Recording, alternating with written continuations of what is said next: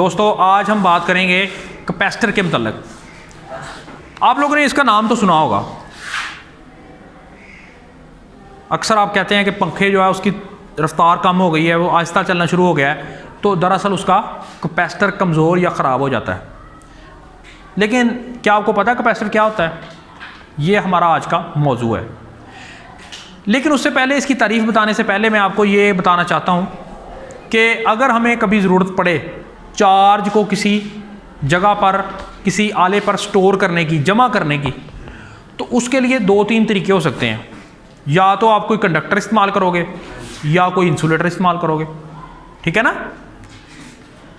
तो मसला ये आता है कि जब हम चार्ज को किसी एक आले पर, एक चीज़ पर स्टोर करते हैं, जमा करते हैं, तो पहली तो बात यह है कि इंसुलेटर के ऊपर वो स्टोर होता ही नहीं सही तरह। लकड़ी है या प्लास्टिक है या कागज़ है, उस पर का चार्ज सही तरह स्टोर नहीं होता। स्टोर करना बहुत मुश्किल है। अगर आप कंडक्टर पे करो, फर्ज करो तांबे की तार पे करो, तो चार्ज जो है वो ज़ाहिर बात है, जब बहुत ज़्यादा चार्जेस होंगे एक दूसरे को क्या करें, एक जैसे होंगे तो दफ़ा ही करेंगे ना, तो वो लीक होना शुरू हो जाता है। ज़्यादा देर तक चार्ज वहाँ पर बाकी नहीं रहता, ना इंसुलेटर पे ना कंडक्टर पे। तो फिर इसका हल जो है वो साइंसदानों ने निकाला। उन्होंने एक ऐसा आला इस्तेमाल किया जो चार्ज को स्टोर करता है, और आपको पता है उसको क्या कहते हैं? उसको कैपेसिटर कहते हैं। तो तारीफ ही इसकी आपको पता लग गई होगी। ऐसा आला जो चार्ज को किस काम के लिए इस्तेमाल होता है? स्टोर करने के लिए, जमा करने के लिए। ठीक हो गया।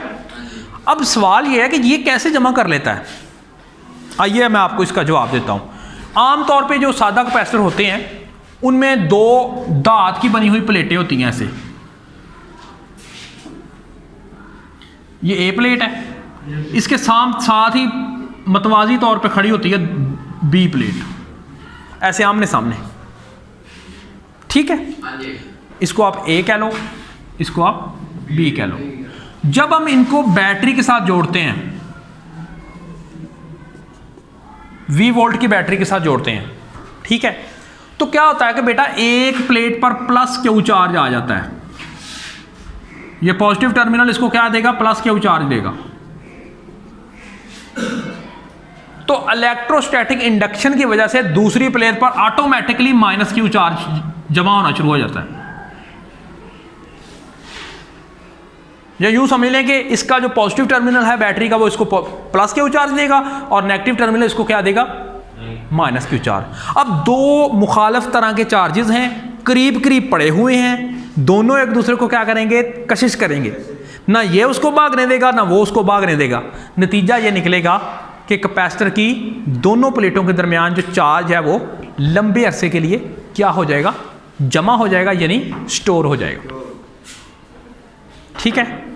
अब इसमें ज़रा गौर करें बेटा, जब तक हमने इसको चार्ज नहीं दिया था, बैटरी के साथ नहीं जोड़ा था, तो इसके दरमियान कोई भी इलेक्ट्रिक फील्ड नहीं थी या कोई भी पोटेंशियल का फ़र्क नहीं था।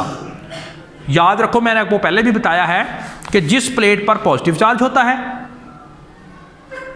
वो ज़्यादा पोटेंशियल पर होती है, जैसा कि प्लेट ए, और जिस पर नेगेटिव चार्ज होता है वो कम पोटेंशियल पर होती है। तो पहले तो कोई पोटेंशियल का फ़र्क नहीं था, ना इस पर कोई चार्ज था ना उस पर कोई चार्ज था। लेकिन हमने देखा कि जैसे ही इसको बैटरी को जोड़ा है इन दोनों के साथ, तो इस पर पॉजिटिव चार्ज आना शुरू हो गया, इस पर नेगेटिव चार्ज आना शुरू हो गया, इसका पोटेंशियल ज़्यादा होना शुरू हो गया, इसका क्या होना शुरू हो गया? हाँ। तो पोटेंशियल का फ़र्क इनके दरमियान कायम होना शुरू हो गया।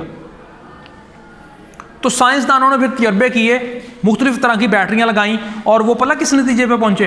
वो इस नतीजे पर पहुँचे कि जितना ज़्यादा चार्ज देंगे आप प्लेटों को, उतना ही उनके दरमियान पोटेंशियल का फ़र्क क्या होगा? ज़्यादा होगा। क्यों? डायरेक्टली प्रोपोर्शनल वी से यहाँ पे मिलाद पोटेंशियल डिफरेंस ही है। मैंने बताया ना, ये दोनों तकरीबन एक ही हैं, इलेक्ट्रोस्टैटिक पोटेंशियल और पोटेंशियल डिफरेंस जो है इनमें कोई खास फ़र्क नहीं है। तो साइंसदानों ने ये तजर्बात से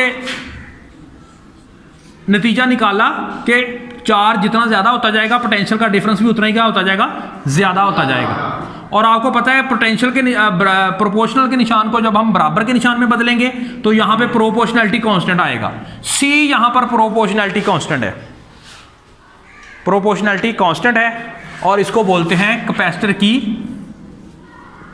कैपेसिटेंस, कैपेसिटर की अब कैपेसिटेंस की तारीफ क्या होती है बेटा? किसी कैपेसिटर की चार्ज को स्टोर करने की सलाहियत। जिस तरह ये आप जो प्लास्टिक की बोतलें होती हैं, कोई छोटी होती है, कोई बड़ी होती है, उससे बड़ी होती है। जो छोटी है उसमें 1 लीटर छोटा वाटर आता है, जो उससे बड़ी है उसमें 1.5 लीटर आता है, जो उससे बड़ी उसमें 2.25 लीटर आता है। तो उनकी कैपेसिटी है ये। इसी तरह बेटे चार्ज को स्टोर करने की जो सलाहियत है वो हर कैपेसिटर की मुख्तलिफ है। चार्ज को स्टोर करने की सलाहियत हर कैपेसिटर की मुख्तलिफ है, वो कहलाती है उस कैपेसिटर की कैपेसिटेंस। कैपेसिटेंस तो ये है कैपेसिटेंस का कुलिया या कैपेसिटर का कुलिया, Q बराबर CV। जी क्या कुलिया है? तो यहां से हम कैपेसिटेंस जो है उसको पैमाइश करने का जो यूनिट है उसकी तारीफ करेंगे। ये देखें बेटा, C बराबर है Q बटा V। तो किसी कैपेसिटर की कैपेसिटेंस 1 फैरड होगी, ये फैराडे के नाम पे है। किसी कैपेसिटर की कैपेसिटेंस 1 फैरड होगी अगर 1 कूलम चार्ज देने पर उसकी प्लेटों के दरमियान कितना पोटेंशियल डिफरेंस पैदा हो जाए? 1 वोल्ट का पोटेंशियल। समझ लगी आपको? दोबारा देखें बेटे, यहां से मैंने इसकी तारीफ की है फैरड की। फैरड जो है ये किसका यूनिट है? ये कैपेसिटेंस का यूनिट है। तो किसी कैपेसिटर की कैपेसिटेंस 1 फैरड होगी कब? अगर हम उसकी प्लेटों के दरमियान कितना चार्ज दें? 1 कूलम का, और उसके नतीजे में उसकी प्लेटों के दरमियान पोटेंशियल डिफरेंस कितना पैदा हो जाए? 1 वोल्ट। क्लियर होगी बात? 1 कूलम चार्ज देने पर 1 वोल्ट पोटेंशियल डिफरेंस पैदा हो जाए तो कैपेसिटेंस क्या होगी? 1 फैरड। लेकिन ये जो फैरड है ये तो बहुत बड़ा यूनिट है। आमतौर पे जो पंखों में जो कैपेसिटर लगे होते हैं ना, वो फैरड में नहीं होते, वो माइक्रो फैरड में होते हैं। तो 1 माइक्रो फैरड का मतलब होता है 10 की ताकत -6 फैरड। तो माइक्रो फैरड में होते हैं, जिसको आमतौर पे दुकानदार गलत पढ़ रहे होते हैं, UF कहते हैं उसको। UF नहीं है, ये माइक्रो फैरड है। क्या? ठीक हो गया? नैनो फैरड में भी होते हैं, पिको फैरड में भी होते हैं। इसका इन्हिसार है कि उसको आपने लगाना कहाँ पे है। तो आमतौर पे जो इस्तेमाल होते हैं वो छोटे कैपेसिटर इस्तेमाल होते हैं। तो उम्मीद करता हूँ कि आपको कैपेसिटर और उसकी कैपेसिटेंस के बारे में पता लग गया होगा। शुक्रिया।